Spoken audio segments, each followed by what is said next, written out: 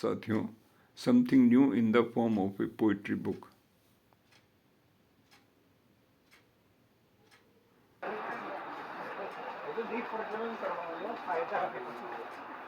Shri Yashpal Goswami ji, doctor Ramgopal Bharti ji, आज दीप प्रज्वलन में कवि, वरिष्ठ गजलकार, वरिष्ठ गीतकार श्री यशपाल गोस्वामी जी, डॉक्टर रामगोपाल भारती जी।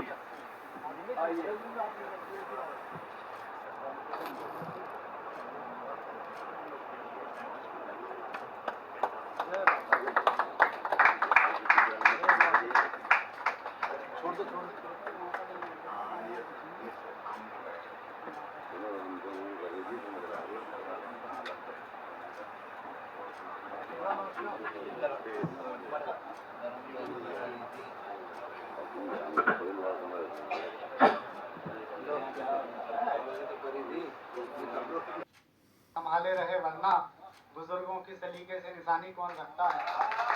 तो सबसे पहले तो मैं संगीत जी को बधाई देता हूँ कि उन्होंने अपने सुपुत्र होने का फर्ज निभाया, वरना हमारे शहर में और मेरी जानकारी में ऐसे कई साहित्यकार हैं जिनकी लिखी हुई रचनाएं, मैं तो यही कहूँगा कि उनके बच्चों के शायद निकम्मेपन की वजह से कहीं चूहे कतर गए तो कहीं दीमक खा गई, जो कि आने वाली नई पीढ़ियों के लिए कुछ उनके सौगात होती। तो और पुस्तक प्रकाशन के लिए सुमनेश भैया का सबसे पहले मेरे पास फ़ोन आया था, और ठीक आज से 20-25 दिन पहले फ़ोन आया था कि नीतीश एक ऐसे ऐसे किताब छपनी है और बहुत जल्दी छपनी है, क्योंकि जेपी जी की पुण्यतिथि है। जेपी जी से मैं पहली बार शायद हमारे अजीत दादा साहित्यकार हैं, उनकी संस्था है काव्य सागर साहित्यिक संस्था, उनकी गोष्ठी में मैं मिला था। फिर कई बार मंच पर उपस्थित सभी अतिथियों को नमन करती हूँ, सभा में उपस्थित सभी श्रोताओं को नमन करती हूँ। मेरी कविता का शीर्षक है दिल की उमंग। कविता शुरू करती हूँ।